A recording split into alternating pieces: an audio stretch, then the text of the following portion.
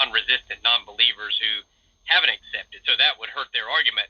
If they rejected the gospel of Jesus Christ as deists, then they would prove that they were resistant non-believers. So there would just be no way to establish that even a deist is a non-resistant non-believer to the gospel.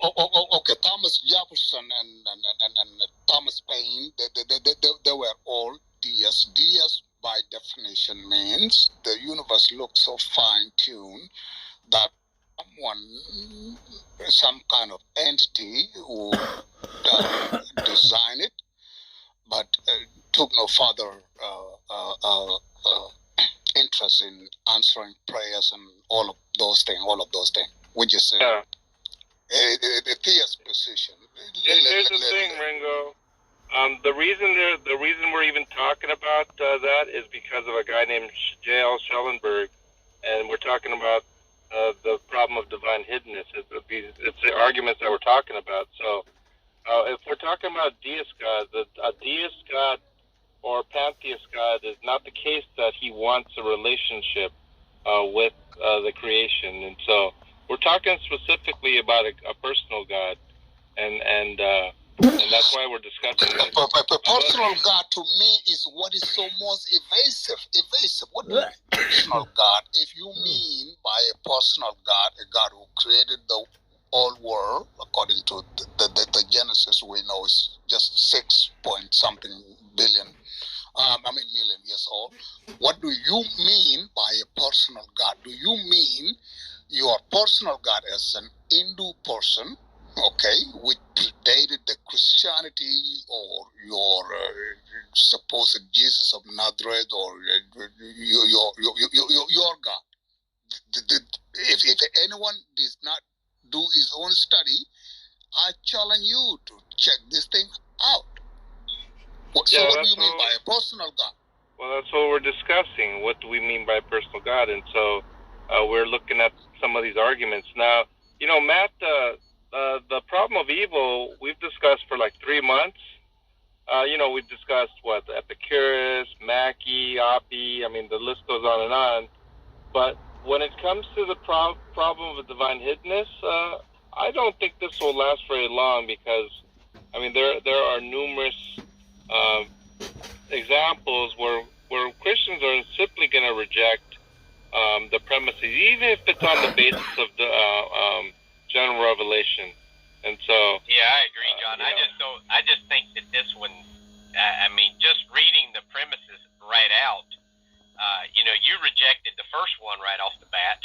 I was agreeing with the first one for the sake, didn't really think it through a lot, but I was kind of agreeing with that. But once I got to the fourth one, that I immediately rejected, because that actually goes against what the Bible says. Because the Bible does clearly say God has revealed himself in creation, so man is without excuse. So anyone who does not at least accept the idea of a creator would be a non-resistant non-believer. If you came to a third world country, it's like do you remember the story of the missionary who went to this other, he was a Christian, went to this other place down in South America somewhere. He wrote a book about it, where these people apparently rejected the idea of God. No one comes to the Father except through me. Do you believe that or no? As you are talking, add it into your answer. But I'm talking about a missionary in South America. No. He needs to add that, and for him to consider how many Christians there are, how many. So what I was saying is that once he presented the gospel to them and they rejected it, then they're no longer a non-resistant non-believer. They're a resistant non-believer. So regardless, they didn't accept the message that this guy apparently was giving them. So they just demonstrated that they're resistant to it. And if they didn't have a concept of God as creator, from what God has revealed in creation, they didn't have this idea of a higher power, then that's just evidence that they were resisting the general revelation they had. So That's why premise 4 would just never. You could never establish premise 4 at all in order for that argument. Now, would you guys say? Go ahead, John. No, go ahead. Go ahead.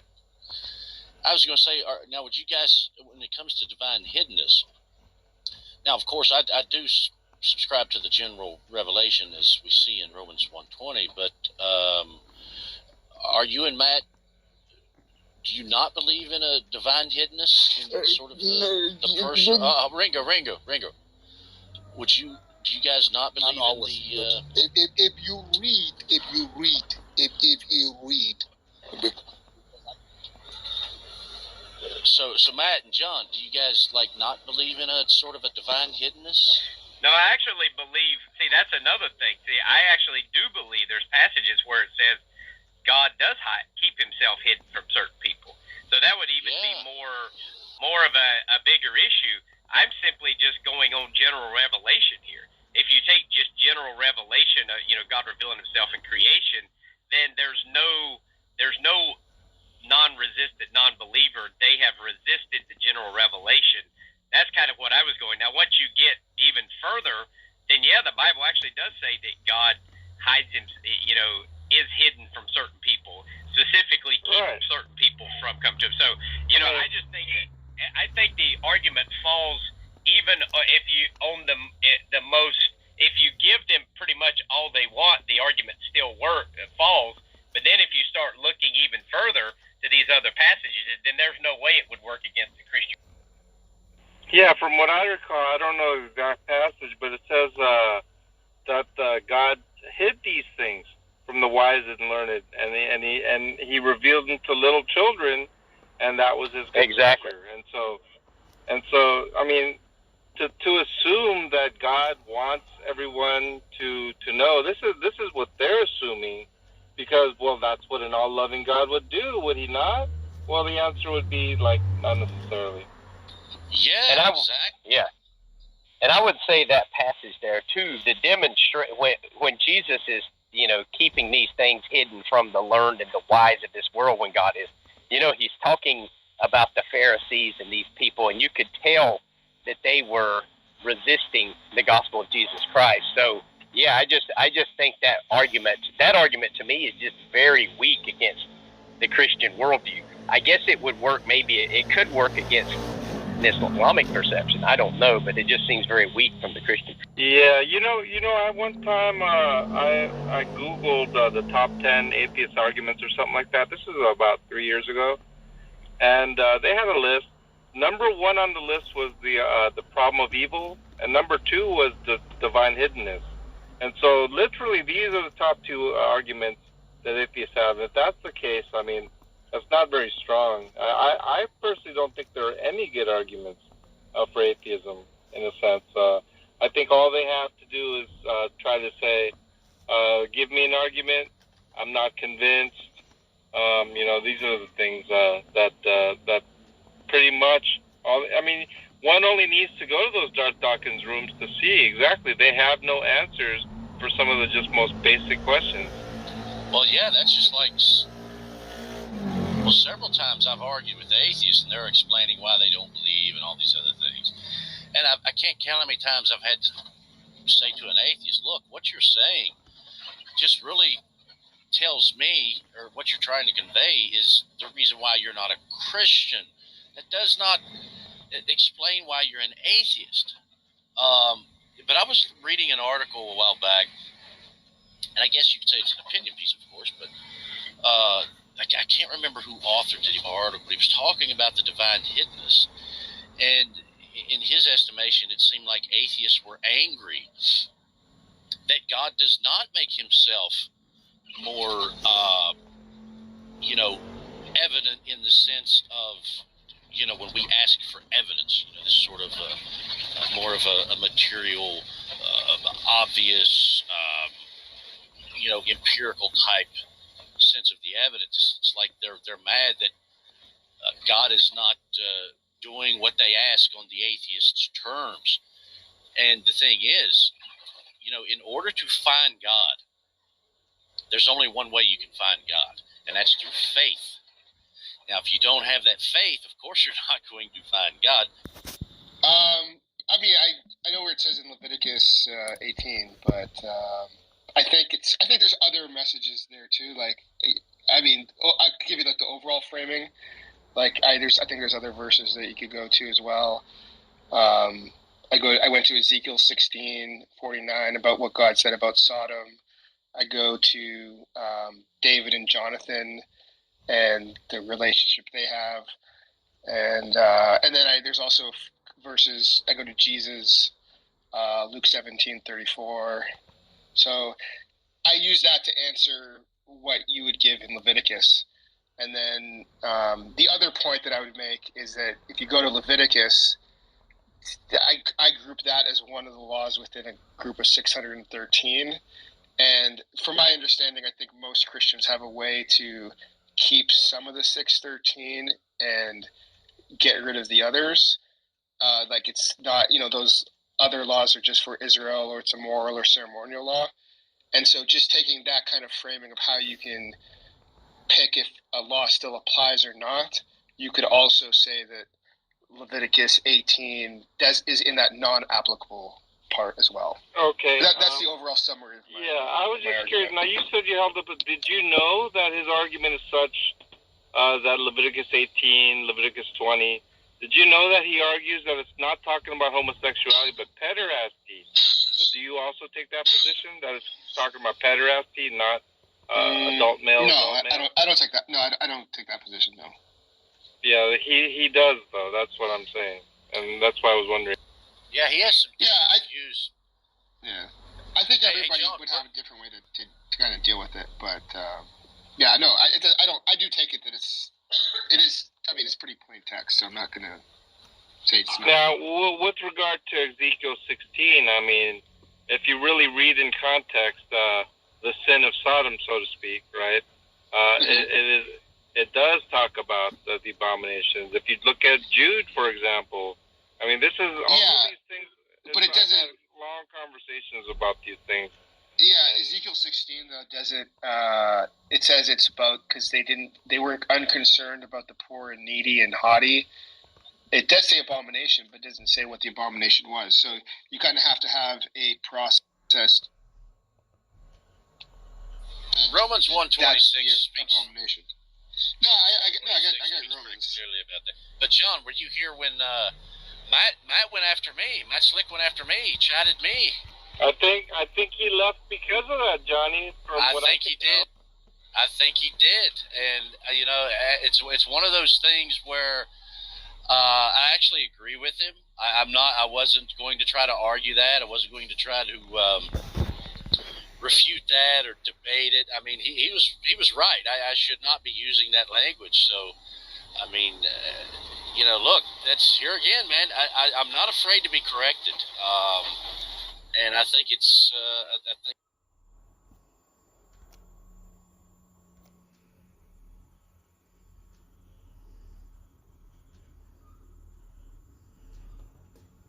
Universal, right? That's 2017. What does that mean? A concrete universal. What does that mean?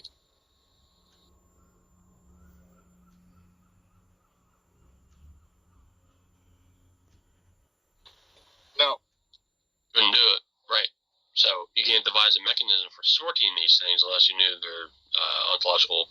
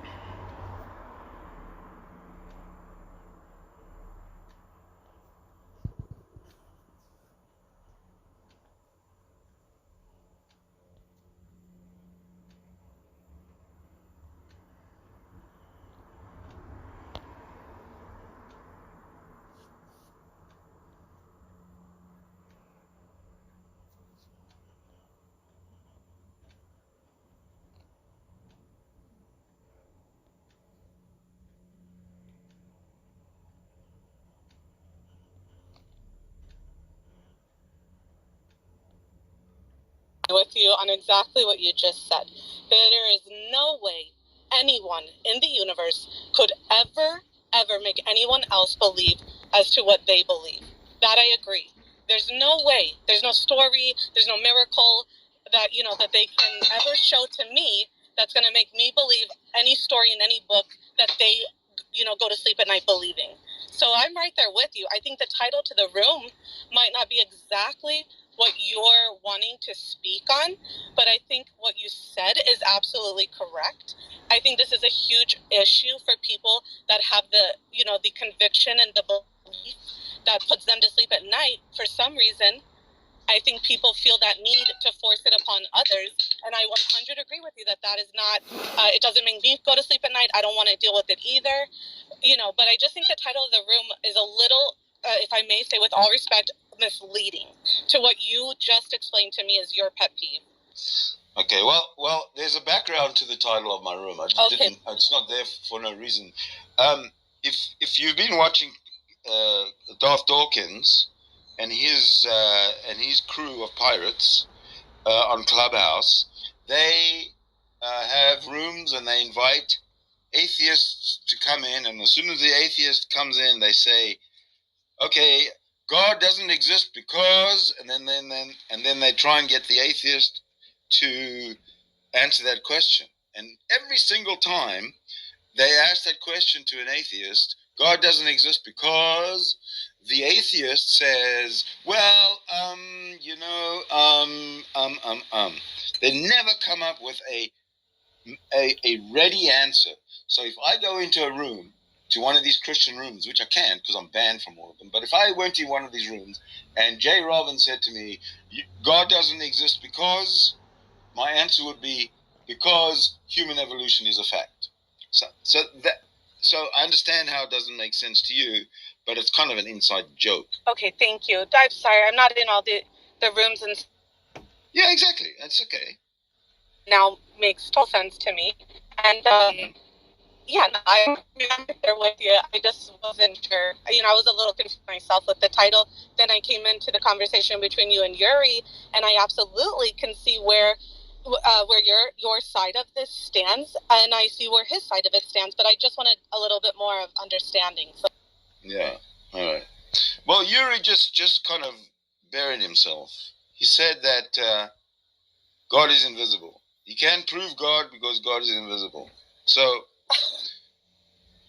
yeah, what do you you say? Thank you very much. Have a nice day. What do you? Yeah, do? And you can also say that the idea of God being visible or invisible is null and void. Either or. Exactly. But yes, I get where you're coming.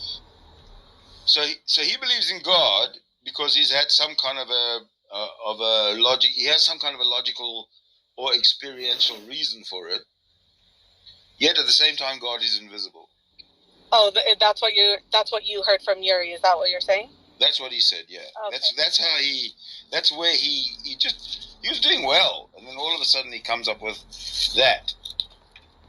Yeah, he just buried himself. Sorry, it wouldn't have been an ender for me, only because if God's idea of, if Yuri's idea of God is invisible, well, okay, that is his idea of God, right? But it wouldn't have stopped me from entertaining him, in other aspects, only because I believe whatever puts you to sleep at night is for you to believe. Absolutely. Right? So yeah. So if his God's invisible, I don't require a visible God. Whatever. I'm agnostic. Yeah. So if his God's invisible, his God's not interacting with humans because they can't. So. Well, that's the whole idea that's about an God opinion. is for there to be a friend, an imaginary friend. Yeah, like my idea of God has nothing to do with the ability to speak to people, or it's so past anything I've ever heard anyone speak on that I don't think I could identify with others in that regard. But it's just my fantasy idea of whatever, and God is not anything that is in a book or a definition, or for me personally. So I think we have to all be open to the fact that the word God is what we all universally understand as something, beyond our capability of explaining or whatever. I don't know what the best definition of that is, but it's a universal word for something that, you know, means much more than it's ever been able to be identified as, in my opinion. So, you know, to get so caught up on maybe very specifics is leading away from allowing or entertaining just somebody's, you know, way of describing their belief or whatever. Can I ask you a question? Yes. In your opinion, is it possible that we as humans are really, really not prepared for the real truth that the God that you and I, let's say, the God that you and I know, that some believe in, that God was actually created by a higher God. That is rejected by humans and Christians simply because, you know, they find it. Firstly, it'll crush Christianity, and secondly, it's because their human minds can't grasp of that possibility. So it's possible that the God that they're talking about is just a God that was invented, by or was created by a higher God, or a higher group of gods, or whatever. There's no reason for them to not. There's no reason for them to reject that out of hand. Okay, I have no disagreement in that regard. I don't think anyone knows anything beyond what they're capable of fantasizing or have already been told or believe from a book, right? 100%. So that idea, is that possible? For me personally, I mean, anything is possible for me, right? So that's just because I don't think I have a clue of the possibilities of what could be possible, right? So everything that's possible is possible in the natural world. That's the way I look at it. I think anything is possible in any form of existence in any world. I mean, I could never. Yeah, I agree. As long as it's physically possible, yes. But the supernatural and the non-natural world, that is all just made up. That's all part of the. No, it's not.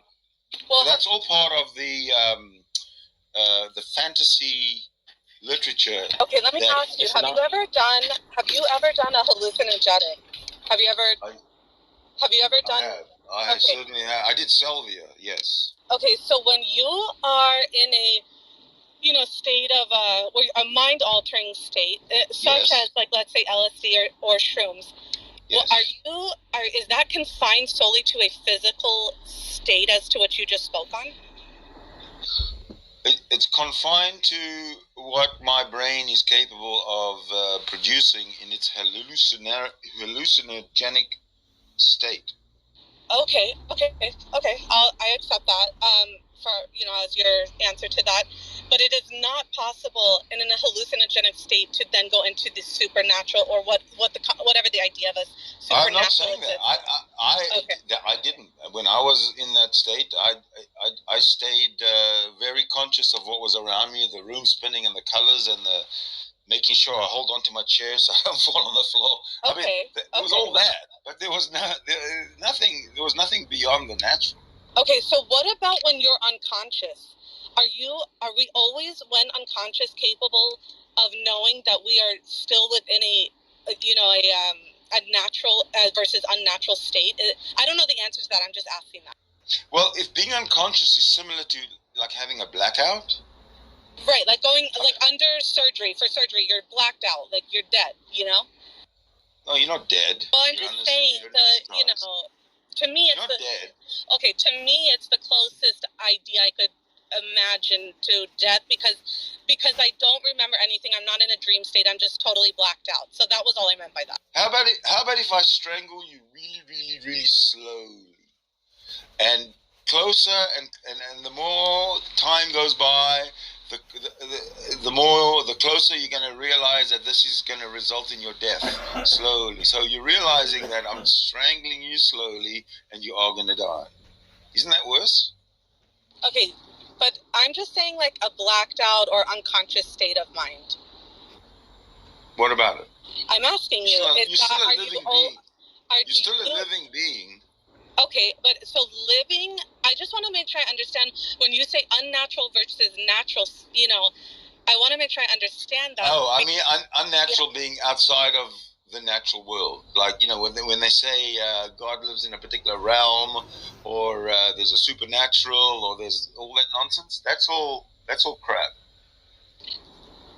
Okay. All right. Okay. So like the space and all of those things is natural for you, right? Or am I making sure? I'm sorry, I didn't get that. You cut off. I'm sorry. Like space and the idea, that there's different universes. That's all natural in what you're saying. The theoretical physics and quantum and stuff like that. That's all. Yeah, that's all natural. Correct.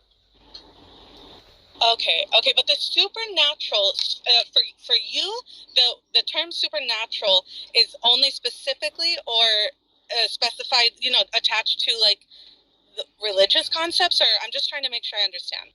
Well, no, the term supernatural is fake. There's no such thing as a supernatural. Yes, it is. I don't understand it is. Full definition of supernatural then. Supernatural is where God lives and where the angels live and where miracles stem from and all this kind of crap. Supernatural definition is only related to then what like the Bible and religion would be. Yeah, exactly. Oh, so when it comes to the Bible, it's the fantasy literature that it refers to. So supernatural. You can have a supernatural. You can invent supernatural and write a book about it. No. Listen, supernatural is a phenomenon that happens, right? That it has no natural explanation, but the explanation from a divine being. That's supernatural. Exactly. So for a naturalist, right? If there was a phenomena that happened, a naturalist would say, I don't know how this happened. There's no naturalistic explanation for it, so I don't know what happened. Someone who believes in a deity or God, they would say that was divine intervention. It was God's hand that came into this situation. Right, but God doesn't exist. Sydney, can I ask you a question? You're the one that's an atheist, Sydney? Absolutely. So look, okay. You don't believe in God, okay, that's fine. I don't. There is no God to believe in. Okay, cool, good. That's fine. That's not my question. So, when we die, it's just nothing, right? We live, we die, and there's nothing else, right? No, your body breaks down into its component molecules. I'm talking about we cease to exist. I'm talking about we as people, consciousness. Once I die. Oh, consciousness. Yeah, gone. It ceased to exist. It never again. Correct. And you walk every day living your life knowing that fact, right? Correct. Okay. If that's truly what you believe, how are you not terrified every day of your life, knowing that one day you're gonna die? And why should I be terrified? Right. Why would you be terrified? Listen. Because the terror. Hold on. I'm gonna say the sentence. Hold on a second.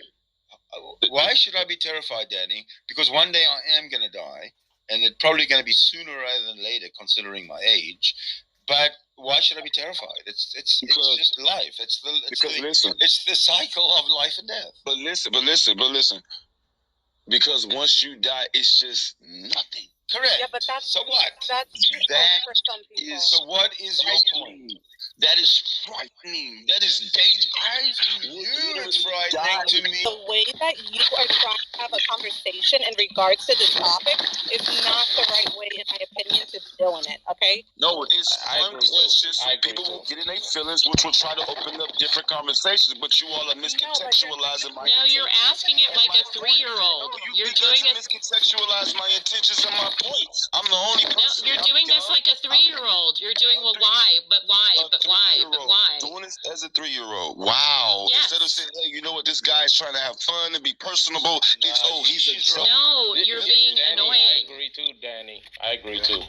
Wow. And I'm a theist. Wow. That's unfortunate. Wow. Maybe if I wasn't melanated and I wasn't black, I would have another reception. Good night. Absolutely. Really? Do that. Really? So is Nate. So shut up. Oh, come on, You're not even black. You Cat, can't. I'm not You black. can't come and say you're black when you have no evidence. Like, unreal. Nah, he was trolling. Yeah, that is just. Oh my god. Daniel. But if we could bring it back. So God doesn't exist because of what now? Because evolution Sydney is a fact. Evolution isn't a fact in the story. Listen, I agree. Evolution is a fact. It's right? not a But fact. how does that disprove God? It's It's human not- I don't evolution understand. isn't a fact, man. Can we It get out of the doesn't disprove semantics God. of what a fact is? It's No, the best no, no. understanding Again, for the this is- evidence that we currently have. That's what it is. Yeah. And it can't doesn't replicate disprove this. God. You can't. There's nothing. You have no. I don't understand how Listen, evolution and religion are contradictory. Science and evolution are not contradictory. They're not. They're not. I've never said that religion is not anything. I'm talking about God, not religion. So when you say Okay, so how is God and evolution contradictory then? all right, Exactly. I don't get that. I'd love to tackle that question with an answer and explain to you, as I understand it, evolution started at the beginning of time, and that's essentially what is. It never stops. Evolution never stops. Okay. God, according to the hold on, I'm finished. God created everything in 6 days. You know, one day was this, one day was that, one day was. This is a animals, religion and the you're next day doing was again. man. That's Okay. Christianity too. That's Yeah, Christianity. but that's essentially what we're saturated with here. Well, Sydney, Well, I'm not a Christian. Sydney, I think this is the point that folks keep coming back to. You're sort of forcing the folks who say they believe in God to believe in the God of Genesis chapter 1. And I'm not sure that that's a necessary, I don't know that that's a necessary condition. Okay, well then do me a favor. If it's all these different gods, can somebody tell me, could the one true God please stand up and explain how he exists or how you exist? Because if you saying to me that God and Christianity are there's a problem there, then you can have to explain to me how Christians vehemently disagree with evolution. So Sydney, and Jesus is the answer, and listen to Kent Hovind, and listen to anybody else who says that evolution is not science, that evolution is a religion. Every Christian says that, and any Christian that says that evolution can coexist with creationism, then I'd like to understand how that method. So hang on one second. But you Sydney, accept Sydney, too, one I guess second. I'm out then. Wait 1 second, please, Sydney.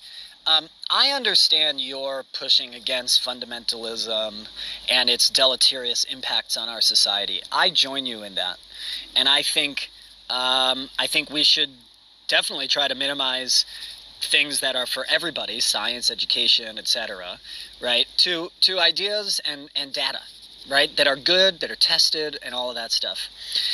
Again, however, I think to your question about, well, will the real God please stand up, I think simply just points out, again, that the proposal you make in your title of the room, human evolution has nothing to say about God's existence. Now, I think your gripe is with the people who do say they believe in God and their rejection of science. And to that, you're not going to get a satisfactory answer to your question from them. So why don't you have a conversation with those of us in the room who do believe in science and who do believe in God, and we can express to you what it looks like to do that, so that the thing that you think are completely opposite each other, perhaps we can actually move a little bit towards each other, and we can all come together to fight against fundamentalism. Right, but that's been my question for ever since I opened up this room. If God exists and evolution and evolution is a fact, which it is, then there's a contradiction there, because God is the creator of everything. However, it seems that some people don't have that God. Well, this is what I'm saying. There is only one definition that's been given to me for God, and that's this creator, omniscient, What is your definition of God? that I'm missing? It doesn't matter because What? because it doesn't really matter because the two parts of your sentence are not connected to one another. Please explain. I explained. Please explain, Sydney. Yes. Please explain Yeah. why the fact of evolution being true says anything about the existence of God. I'll tell you. Okay. Now, if you allow me to finish, I will explain to you. The Christian fundamentalists that are in the community that I float around in, they all say, and very, very strongly, emphatically, they say that evolution is a hoax, is not science, and that the Bible proves it so. They all say that. And they started these clubhouse rooms, and they have, in fact, it's going on now. They have atheists come in, and the first question to them is, God does not exist because, and then the atheist who's in the room doesn't have an answer because, they're kind of blindsided or they didn't really expect it. They really don't, they're not prepared for that kind of a question. God does not exist because, and they all choke. So I'm saying that God does not exist because human evolution is a fact. And so can you just connect those dots, please? I'm sorry to interrupt, but I don't see how those go together yet. I'm going to connect them right now. God is the source of all of creation, and by creation, it is emphatically stated that it happened in a limited amount of time. Yet human evolution is a fact, which is something that occurs over time, small changes over time, lots and lots of time. We've had 14.7 billion years of evolution to arrive at us. We've only been here for what? Maybe, I don't know, 500,000 years, maybe, I don't know. But something like that, out of 14 billion, we have evolved to where we are today. We just like every other organism has evolved to where they are today through surviving whatever it is that was in their way, so have we. That's evolution. God, if I understand God to be the creator of everything, as I do, then that to me there's a contradiction there, and I'd like to talk about that. I would like to understand from you guys, though, where if God is not the creator of everything, what is the God that you know? Can I say something? Yeah, go ahead.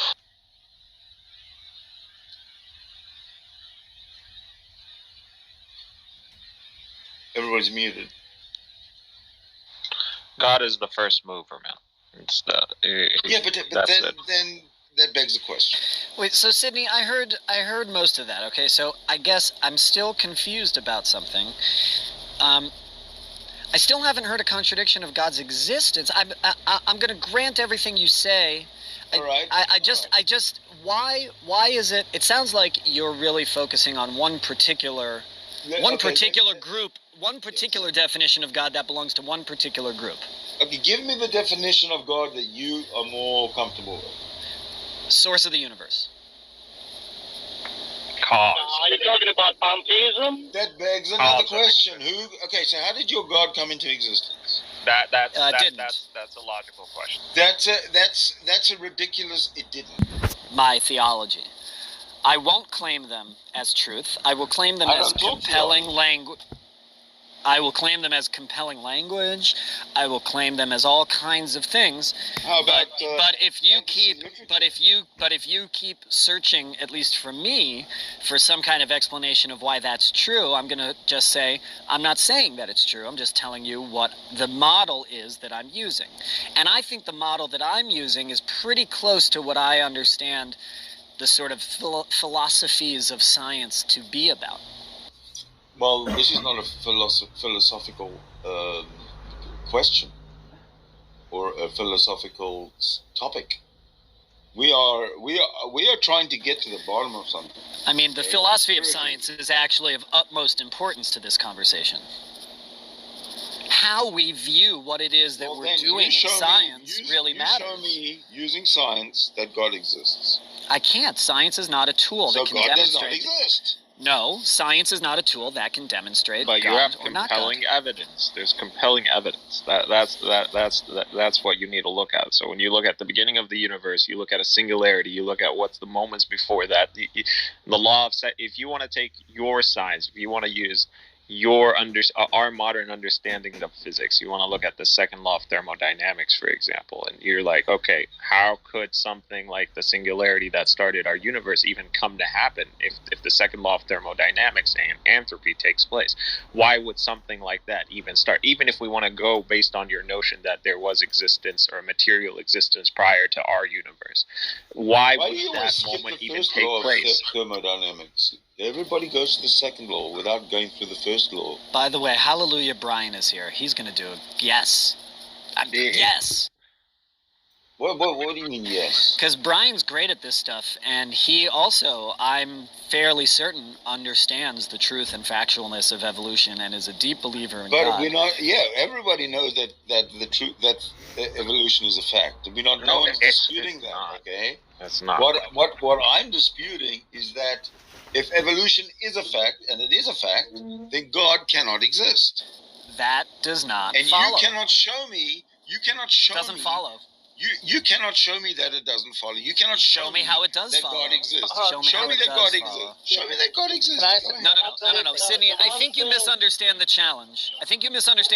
You're throwing down the gauntlet. You are making a claim. Show me that God exists. Sydney, let's have a reasonable adult conversation. You are making a claim. Am I deaf or is my mic muted?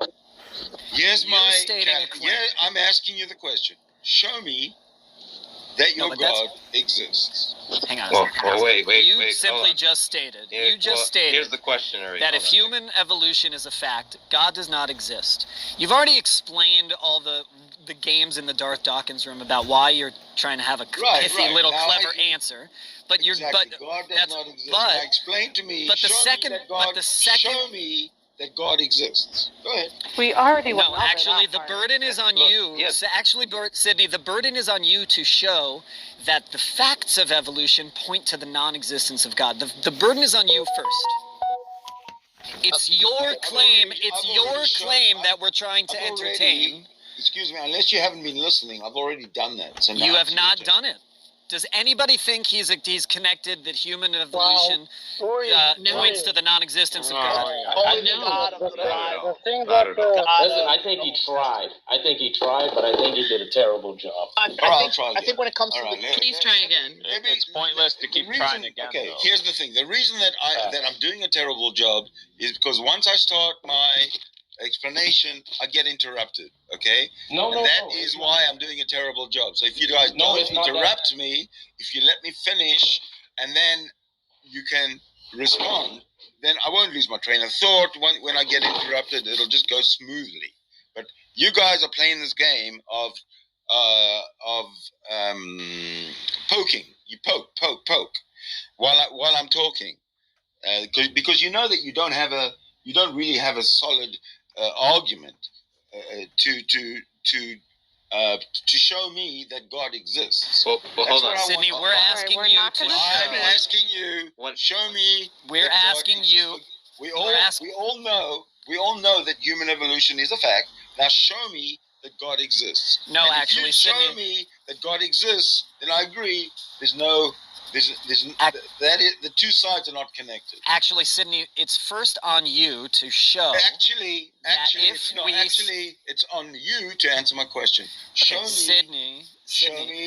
me that God exists. Sydney, the room is confused. The room is confused. Yeah, the room is confused because you've not explained. You've not explained the connection. I don't have to. Then this room is pointless because you're not explaining what. Take it to a different room then. Let's go somewhere else. I think that the one thing that Yuri and many other people do not understand is what Sydney is trying to say is that based on the definitions of gods that has been presented to the human species up to today, only a pantheist could object to the title of the room. And none of you guys here are admitting to be pantheists. So you can have shit I'm over your proof. a panentheist. That's right, because Yuri, what he said was, just because I believe in a God doesn't mean to say I believe in creation. That's that's all of a sudden. Where did that come from? I've never heard anybody in 12 years that I've been on this platform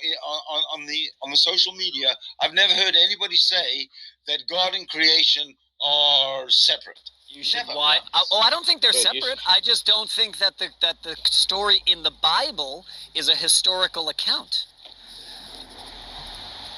Me personally, of course, they're not separate. God is the source of the universe, but I don't think the point of the story in the Bible is to tell us the mechanics of how the world was created. It's telling us something about the world, I don't care not about the how Bible. the world. The Bible is. I know you don't, but that's because Bible, you would understand much more. The Bible is just fantasy literature. Okay, so can you stop We don't have to fixating on go it? there. So, but you seem to want Stop going to the Bible. But you're making me go to the Bible because you're forcing it. You're forcing the thing that if you believe in God, then you must believe in the 6-day creation as laid out in the Bible. And I've already explained to you that exactly is my point. I said No, that makes no I'm sense, going to dude. mute you guys. If you're going to be bastards like this, I'm just going to mute you. You're going around in You're circles. interrupting everybody twice as much as they're interrupting you. If you can't be ridiculous. If you can't be respectful, then okay. Then what? You're not doing a good job for the atheists. My head's going to explode. You're not doing a good job. My head's already exploded. Okay, so I have never before heard a disconnect between God and creationism. Because God is the originator of all of creation. So today is the first time Yuri said, just because he said something about I believe in God, but I don't believe in, but not necessarily creation, because I believe in human evolution, and that I don't think you can actually steelman my position, can you? Can you steelman my position? Can you steelman my position? Your position is contradictory. Can you steelman it? Okay, I could try. Please do. All right, so I believe in evolution. I also believe in God. Evolution and creationism might not be compatible, but that does not mean that God does not exist. Close. All right. I believe evolution is true. I also believe in God. I don't believe that my belief in God necessitates that I hold the story in the first chapter of the Hebrew Bible to be the facts of the matter. And so therefore, I can still believe God is true, it exists, and I can still believe evolution exists. Okay, well that doesn't make sense to me. How? Okay, what's your difficulty? Which part didn't you understand? My difficulty is this.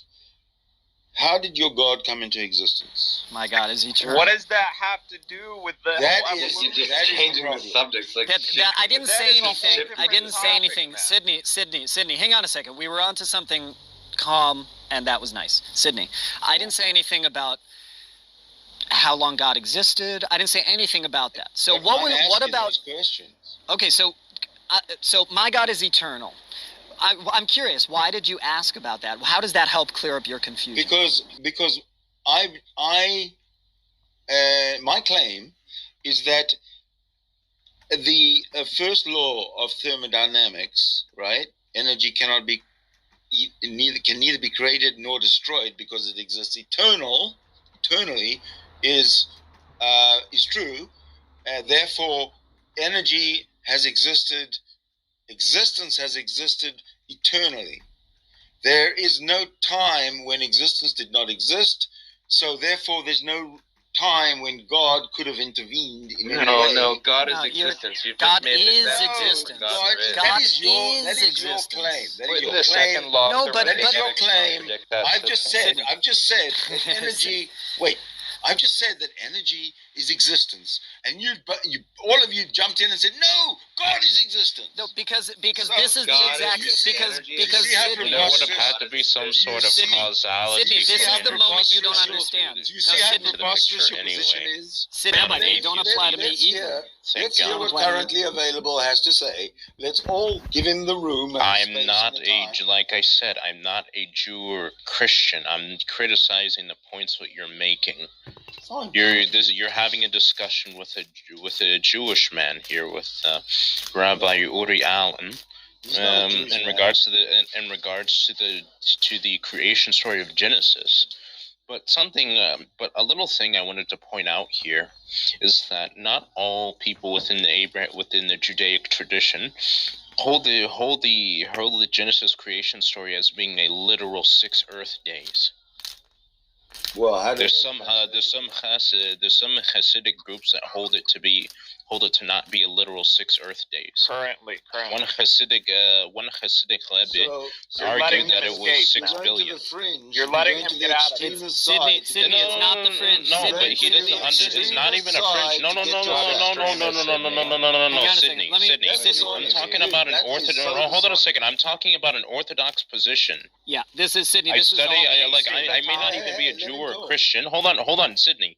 I may not even be a Jew or a Christian, but I study these. No, hold on a second. I study theology academically. I understood.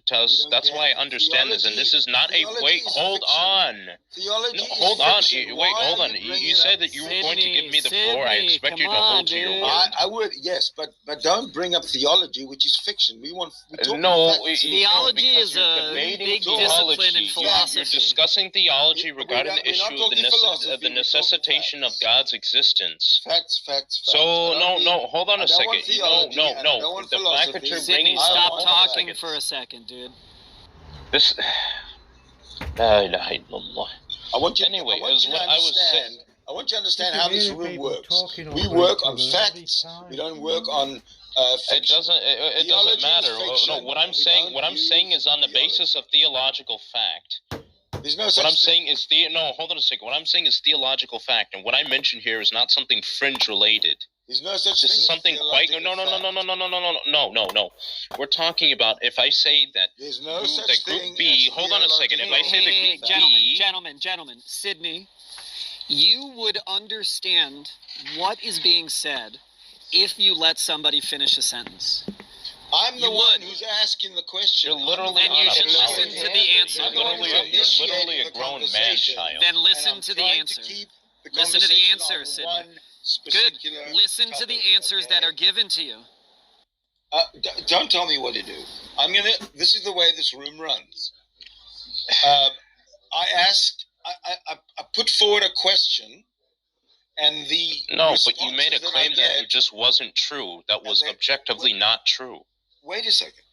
The responses I get pertain specifically to the questions that I put forward.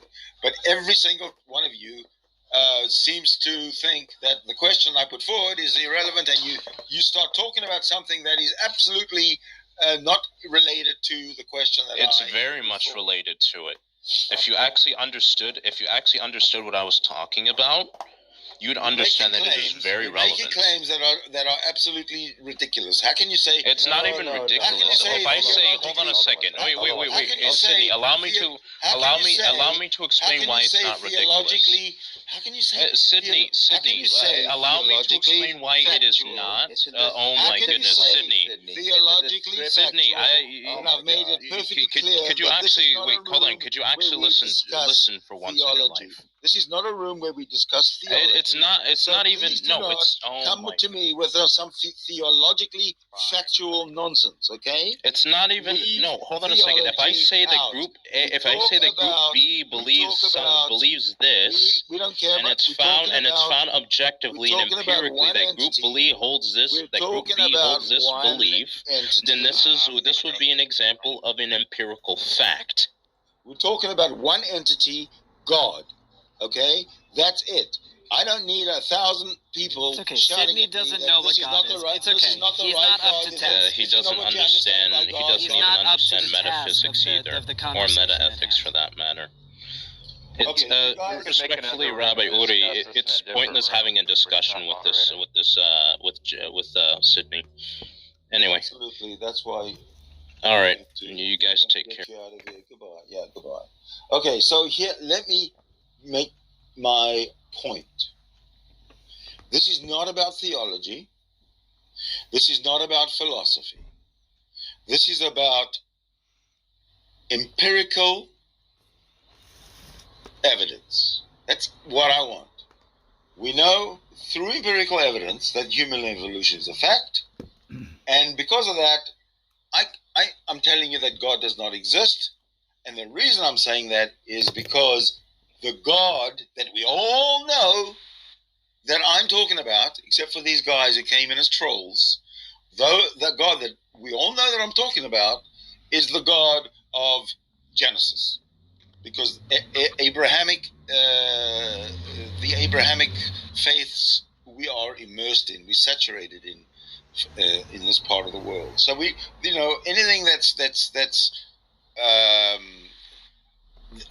doesn't belong in North America in terms of God is not. We get it, man. Does not belong in this conversation. We get it.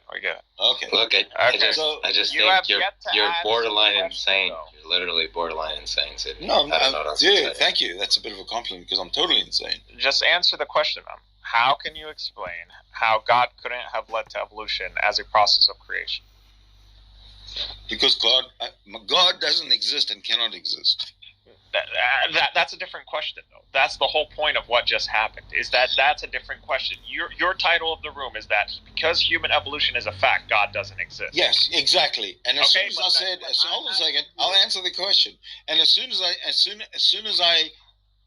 they came into the room, and I started saying that human evolution is a fact because Okay, it's part of Sydney, can you evolution. repeat my question at least? Repeat my question that I just asked. No, I don't have to. I'm giving you a statement, okay? And it pertains to your question about God. What's the question? I mentioned God, okay?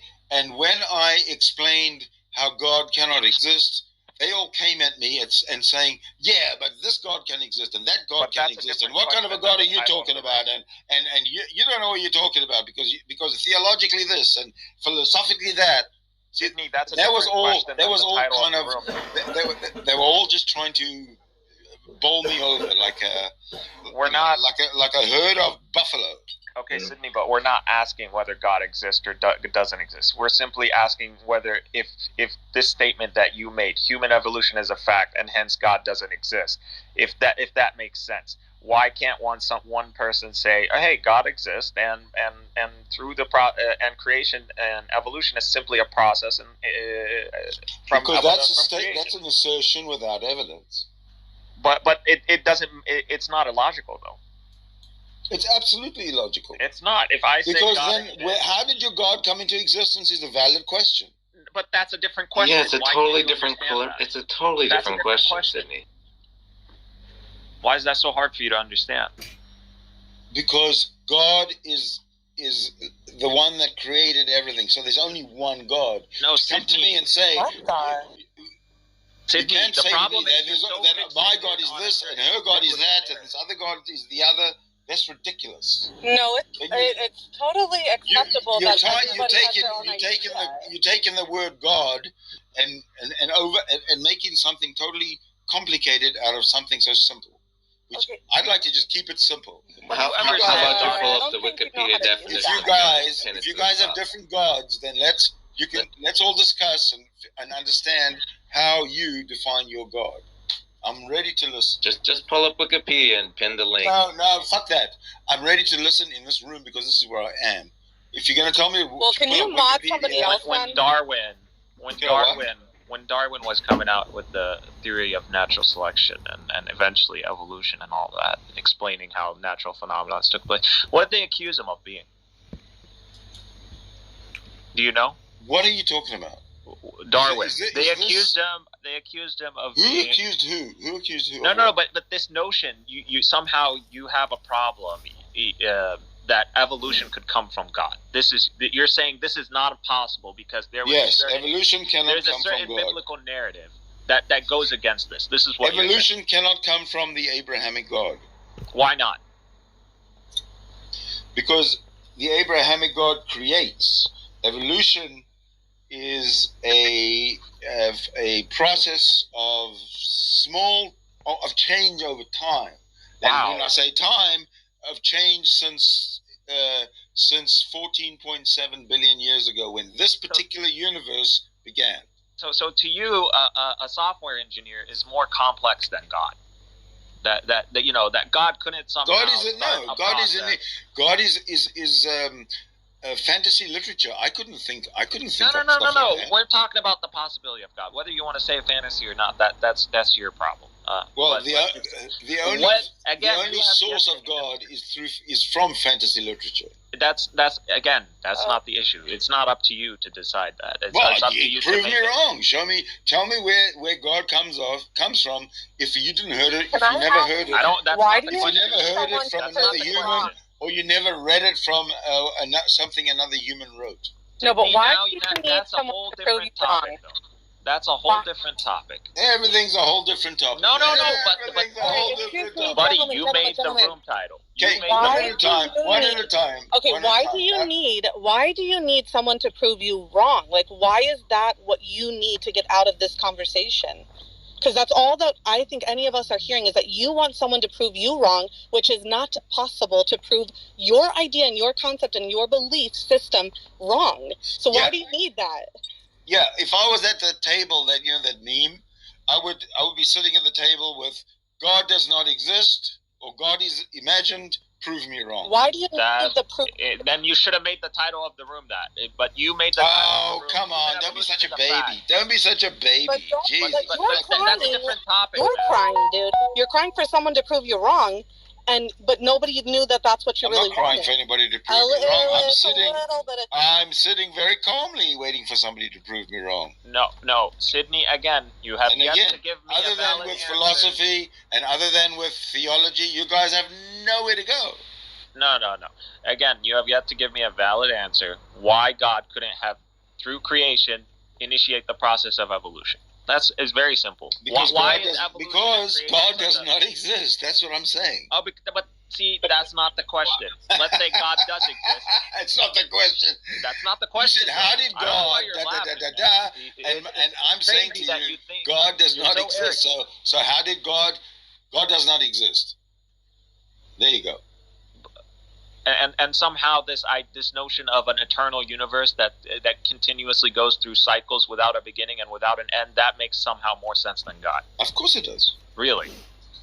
It has more evidence compared to. No, there isn't more evidence. There's zero evidence for the origin of life from abiogenesis. Oh, these. Oh, yeah, that's true. You should find out who the science deniers are. But Sydney, my whole point is that you want to deflect. If you're positing abiogenesis, Brian, you're a science denier. You are a scientist denier for positing that. No, Sydney, you're a science denier. Before I go, my whole point is that you're trying to deflect now. Now you're trying to change the topic of the room and make it about whether God can exist or whether God can't exist. No, it's always been. That. Instead of addressing the premise that you made. Yeah. Now you're just human evolution is a fact. Now you're just crying. And that's your problem. And if you can't understand that, you can go home. Mommy was waiting for you. You can go home. Yeah, I'm good. Oh my gosh. Bye-bye. I don't need you guys to come and cry on my shoulder. If you're not crying, then we're crying.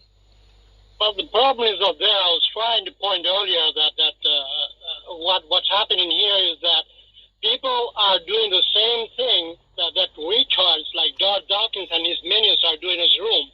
They're telling me, I'm presenting you a generic God that is very, very thin, that is just ultimate. And then they go like, oh, it has this omni,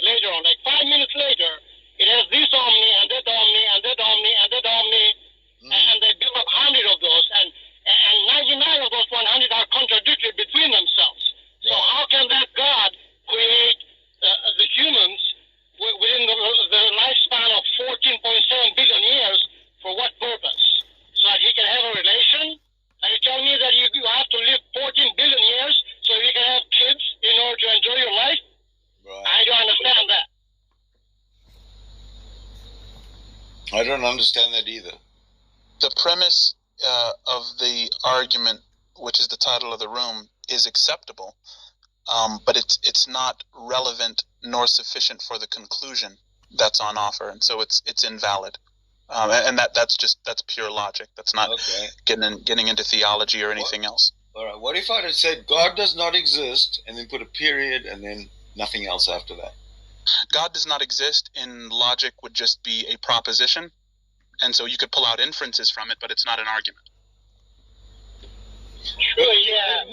But really, you know what? It's kind of irrelevant because I've explained my. No, I think it's fine because it is an argument right now. Right now, you have it in argument form.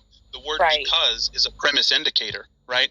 I'm a logician, so the word "because" is a premise indicator. It means that the premise is coming up. So the conclusion comes before the premise, which is fine. But it's a bit of God does not exist is your conclusion. Then because your premise indicator, human evolution is a fact. The problem with that being the premise that leads to your conclusion is that it's not relevant or sufficient for the conclusion. I understand, but let me explain. It's a parody. It's a parody on the fundamentalist Christian groups in rooms on this platform, like Darth Dawkins and Jay Robin and Theo, whatever. All right. Those guys, they open up a room and they invite atheists to come into their room. And as soon as somebody comes in, they hear, "Are you a theist or an atheist?" And then they say, "Oh, well, I'm an atheist."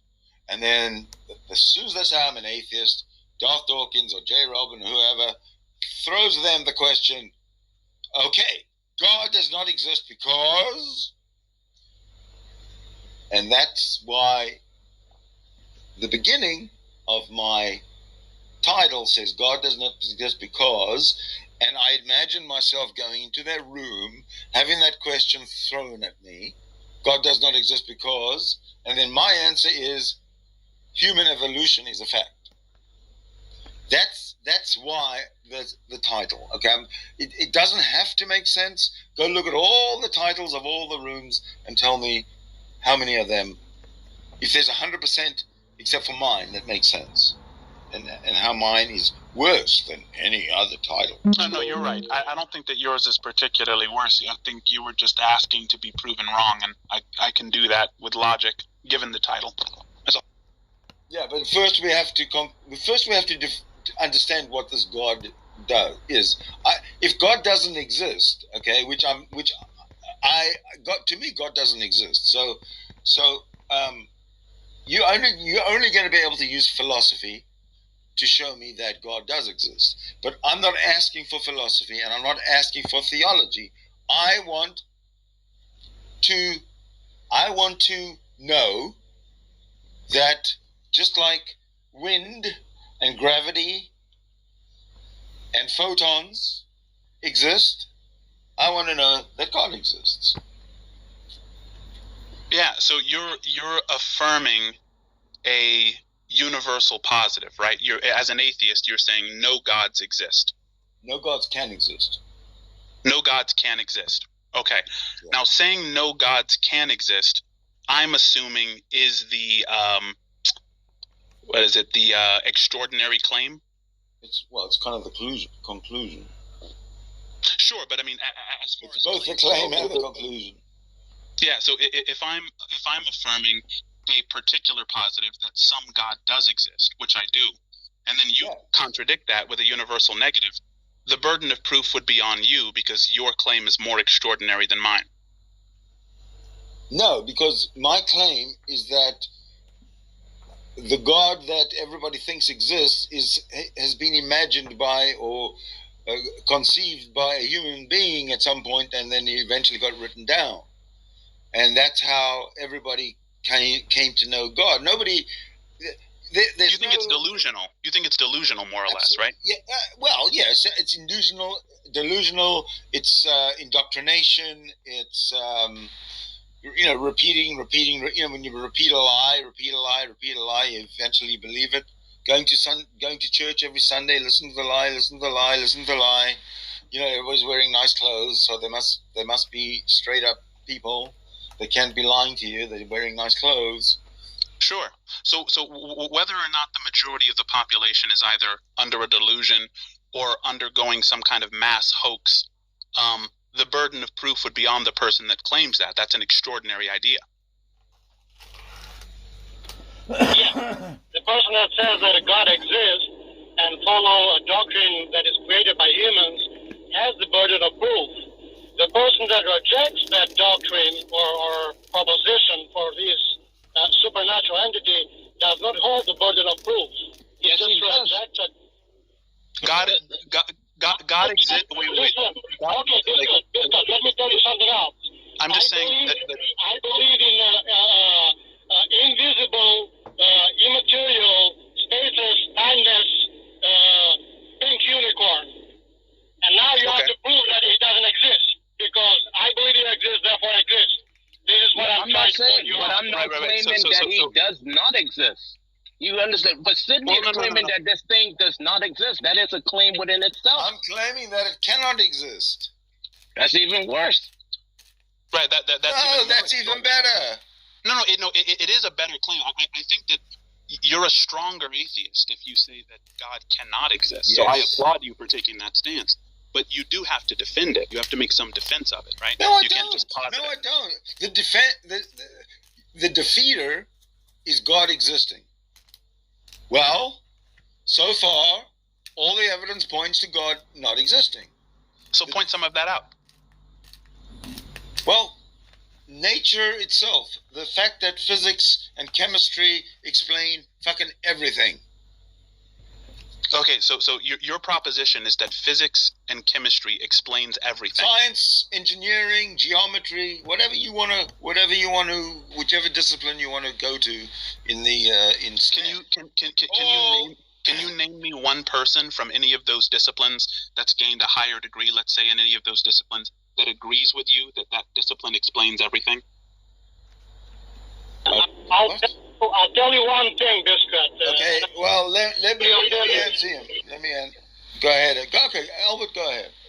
I don't know if you're familiar with Leo Delius, but he said that in our daily lives, today,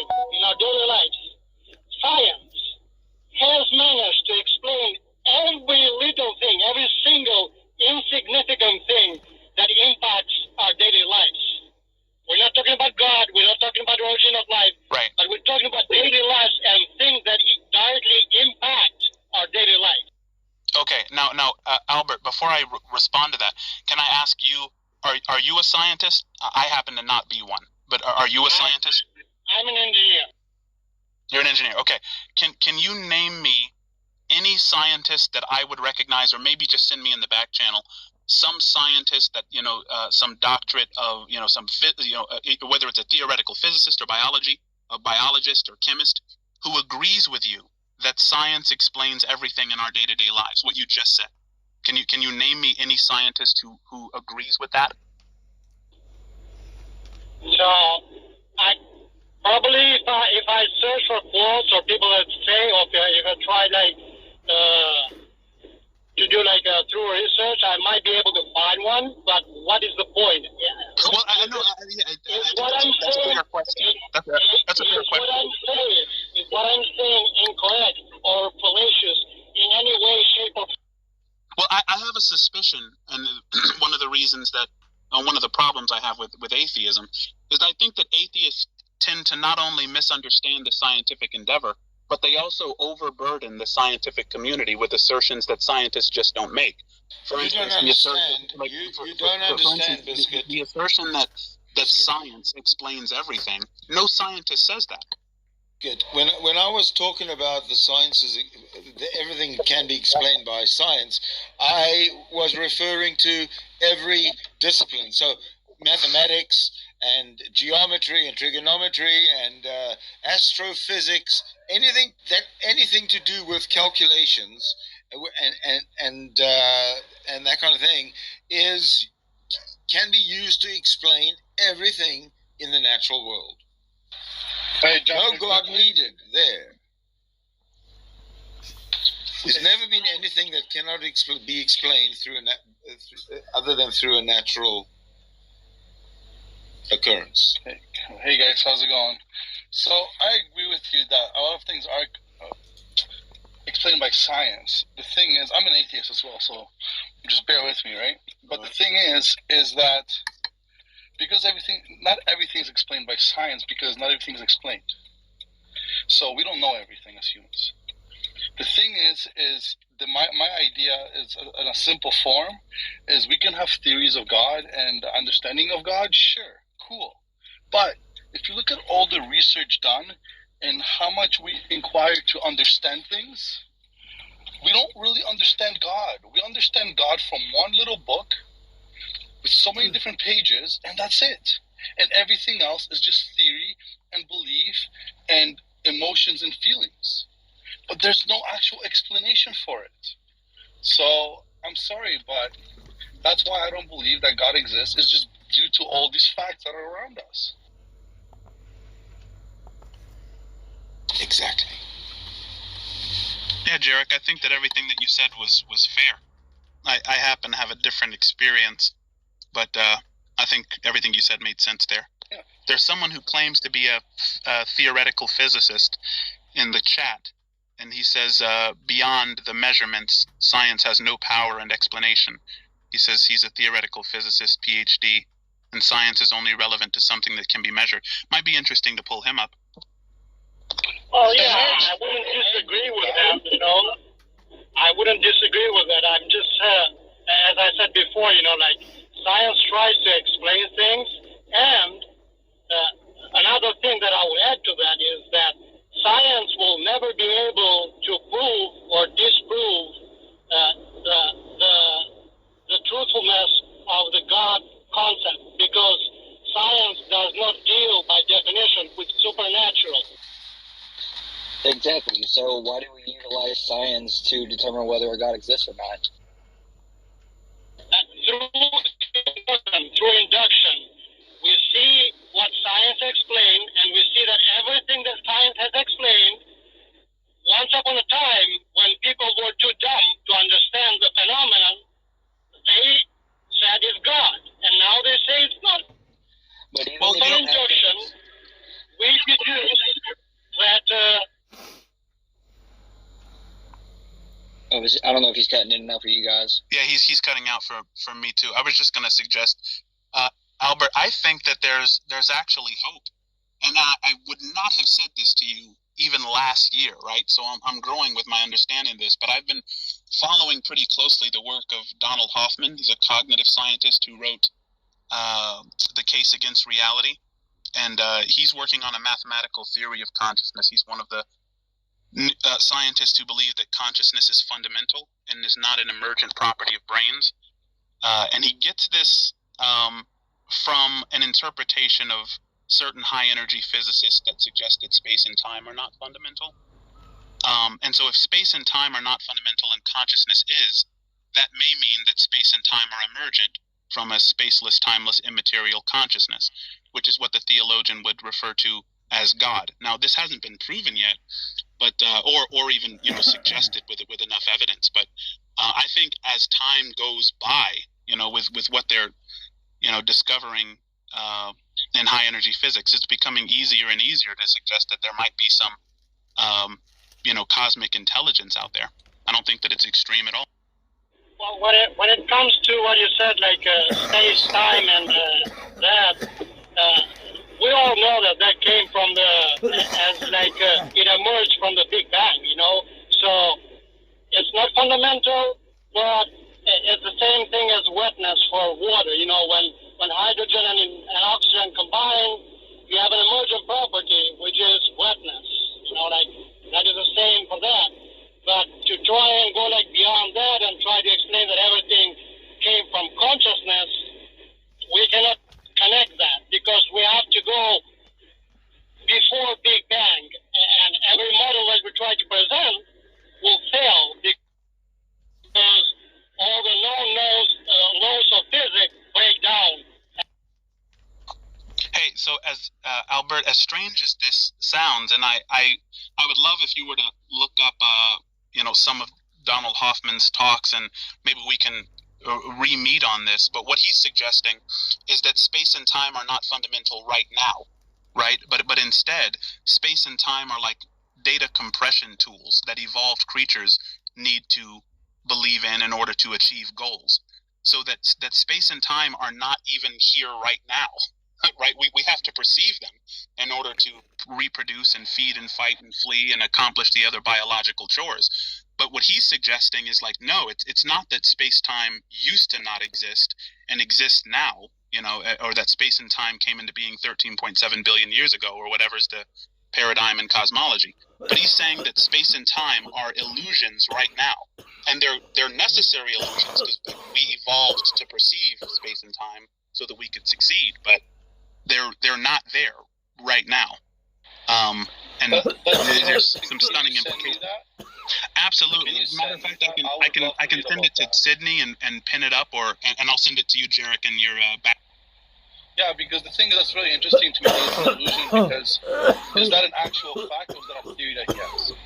Yeah, so what's interesting is he's basing his research on Nima Arkani Hamed, who's a high-energy physicist at the Hadron Collider, and he gives free classes. Like, you can look up his name, and he gives up classes about these geometrical shapes that they're discovering, which are more fundamental than space and time. They don't utilize space and time. And so what he's saying is the smallest amount of space you can probe for is 10 to the minus 33 centimeters, which is the Planck space. And the smallest amount of time is 10 to the minus 43, which is the Planck time. And so we just realized that space and time tend to break down at a lot of different scenarios, like black holes, the speed of light, time stops for a photon, right? And so what high energy physicists are searching for is something that's more fundamental than space and time itself. And it has like amazing, fantastic implications that are just really kind of mind blowing. And one of the implications may be that we evolved, that one of our evolutionary gifts that were just kind of handed down to us from evolution was this perception that space and time are real so that we could accomplish goals. But enough talking, I'll see. And the thing is, and I like what you're saying there. The thing is, a lot of that what's being said, I think it's theoretical, is because, and once again, my biggest thing, the first thing I look at and I understand about humanity is we're only capable of understanding so much. And we're limited to what we understand. But we always will be limited to a specific point. So it's always great when we have these evolutionary thoughts and ideas and research, but what else is there to it that we don't understand, that we don't even know exists? And I think that's a big problem, is because we get these theories that sound so good. We get these ideas that, kind of, sure, verbally they make sense, but then if you combine everything together and it's just a theory and idea, we still don't know 100%. It's an idea. And but we as humans tend to perceive things realistically versus being, it's an idea, it's a good idea, that's all we know, and accept that. But we have a hard time accepting the unknown. Because at this moment, it becomes a broken telephone, and it goes through different channels, and this is what it is, and that's real. When it's in reality from the first person it comes to, and their actual true thought, it's not real, it's an idea. That's the closest we'll get right now. That makes most sense at this time and stage. Yeah, I forgot to send it to you, Biscuit, but I promise that I'm going to find this YouTube video that shows an experiment that they did to prove that the fabric of space is not just a mathematical notion, but is real. And they did this like millions of dollars, very, very sensitive gyroscope. They launched it in orbit,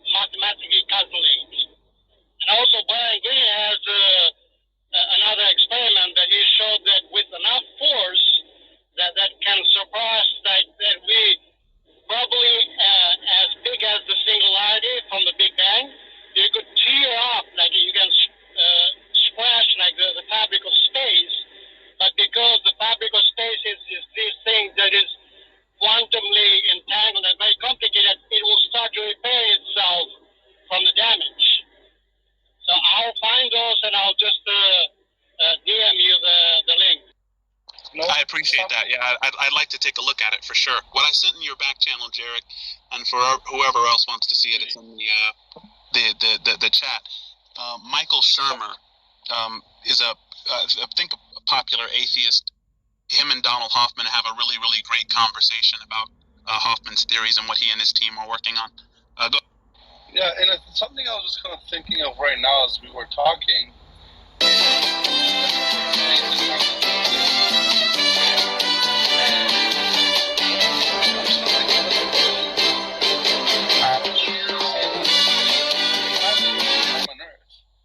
To give us some support at skeptic.com/donate.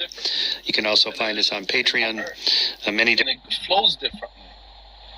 So, if time and space wouldn't really exist, why would the perception of time would be different if our human body molecules work in the exact same way?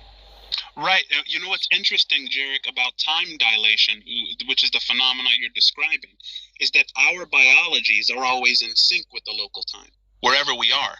So if we're on a giant celestial body, for instance, say Jupiter, even though that's not really in the cards, time would seem to slow down from the perspective of someone observing from Earth, let's say. But it would still seem to be moving at the same rate from my perspective. Same thing as if I were about to cross the event horizon of a black hole. Time would essentially seem to stop from the perspective of an outside observer. But from my perspective, my biology is still in sync with the local time. It would seem like time was moving regularly from my perspective, right? And so that's what relativity is trying to describe. So yeah, time dilation is true, but I think that seems to lend itself to Donald Hoffman's idea, right? Because if time were this rugged thing, why would it change according to perspective or according to your position in space-time? Well, I think, and then I go back to what I said. I just don't think we understand shit as humans. That's a fair point. That's a fair point. But we really don't understand, and that's why when we talk about God, and that's why I don't believe in God, is because there's so much out there that's near our face, and near our research that we can provide and look at, and yet we can barely crawl, but we're talking about sprinting and, jumping 1,000 feet in the air. And that's what I think God is we're jumping way too quick without understanding what's right in front of us. Yeah, I think that I reach a belief in God as a result of a form of skepticism. I kind of feel like consciousness is all I have. It's all you have. It's all the scientific community has is their awareness, right? We can't step outside of our awareness to see what's really there.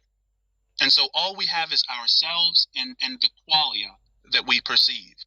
We perceive green and yellow and blue and hot and cold, and we perceive heartbreak and rage and the taste of chocolate. All of these are qualia. And so an attitude of skepticism, I think, would set the bar really high for truth and suggest that the truth has to be that which is beyond doubt, right? And just because I can't doubt it doesn't mean that it is true, but that's at least a high bar for what truth is. And I cannot doubt consciousness. I can't doubt my awareness, because awareness is a prerequisite for doubt. And so I assume that consciousness is fundamental and not emergent, right? And another reason for that is because I can't imagine, not that I can't imagine, because I am familiar with emergent properties, right? But to assume that things like frequencies and amplitudes and vibrations, or what matter is made of, mass, charge, momentum, that all of those unconscious things are just going to manifest themselves as consciousness in this magic wave-like process that happens in the brain that no one has been able to describe adequately. I mean, the hard problem of consciousness is still a very hard problem in neuroscience. I don't buy it. I'm skeptical towards that. I think that it's high time that scientists start looking in other areas for consciousness, because I think people have trying to search for the seat of consciousness in brains for decades and decades and decades and decades. And all we've discovered was neural correlates. You know. And yeah, but don't you think consciousness is just part of energy, and that energy that powers us? That consciousness is a part of energy? What do you mean? So the thing is, energy's got memory, right? And fortunately for us, we have a human body with, 70-80% water, and water stores energy. And when the natural energy of the universe, when we become humans, we kind of absorb the energy that's around us, and the water that absorbs memories could potentially, with all the neurons and everything in our brain firing off, and all the receptors, we just become an entity of understanding, and I think that might be consciousness. It's just electricity working and everything working together. Because, consciousness is just feelings and emotions and everything we do, everything we see. Ideas, right? So if you think about it, it's just we're a machine, an extremely complex machine that just works. Because when we're talking about consciousness, once we die, where does it all go? It just vanishes. All those particles are being separated again, and the energy lives on. We turn into ash. The water fucking evaporates. See, now, when you say, and I apologize for interrupting, but I kind of want to challenge that really quick. You said when you turn into ash, what part of it would need to turn into ash for you to be gone? Because you don't assume that it's your legs or arms. That's not you. You don't assume that, if you were just, there are some people that have no legs that are just there from the waist up, and you assume that they're still there. So when you say I turn into ash, you mean your biology? You think that you are your biology? The physical body ceases to exist. That's it. It doesn't function anymore. It's just sitting there. Put it this way: what I'm saying, without the physical body, it doesn't matter if you have legs or not. It doesn't matter, because if you have legs, you have blood flow. You have blood flowing through your legs, and you have receptors. You have everything's just going through your body, right? But the thing is, once you cut your legs off, you still have blood flow. You're still living. Your heart is still beating. When your heart is still beating, and it's almost like a fuel pump of your body, right? And then you have the spark plugs, which is your brain receptors. It's all working together. With one or the other, without the blood, you don't exist. You don't have consciousness. Without the water in your body, you don't have consciousness. Without the veins in your body, you don't have consciousness. Without the physical body, you don't have consciousness. It doesn't exist. Right. Yeah. And I think that that's a bold claim. I think that it's kind of putting the cart before the horse, because you had consciousness before you were able to perceive any of those things. There are certain people who have never seen anything, who have never heard anything, who are having a conscious experience. And just because you see the qualia of, say, a hand or a foot, or the qualia of a brain, like when you open up a skull, you think that thing which you're conscious of gives rise to the first principle? For me, it seems a little bit ad hoc. So can you explain to me when you said we had consciousness before we existed? No, I don't think that consciousness is something you have. Just like when you, I don't believe that life is something you have. How could it be taken away? Life is what you are. Consciousness is what you are. That's the essence of the self, right? Someone can't take your self away. They can take your body away. Someone can kill your biology. But that's the reason we say that you're no longer there. Like, we don't say, look, there's Jarek in his casket. No, we say Jarek has flown, right? That's his body. That's left over. We don't think that's you, right? The thing is, if you look at energy, energy doesn't. You can't create energy, and you cannot kill energy. It's always there, right? So when our physical bodies, when our parents shag, and as we develop, that natural energy is everywhere, and it powers that physical body. When that physical body is powered by the energy, with how complex the body is and the way everything's firing off, it creates consciousness. That's just my idea. I don't know if I'm right or wrong, but that just makes sense to me, right? And at that moment, we are conscious of things around us. Because before we're born, we don't know if we have consciousness or not. We don't know what consciousness is. And if somebody passes away or their physical body goes away, we have no idea if consciousness even exists after that.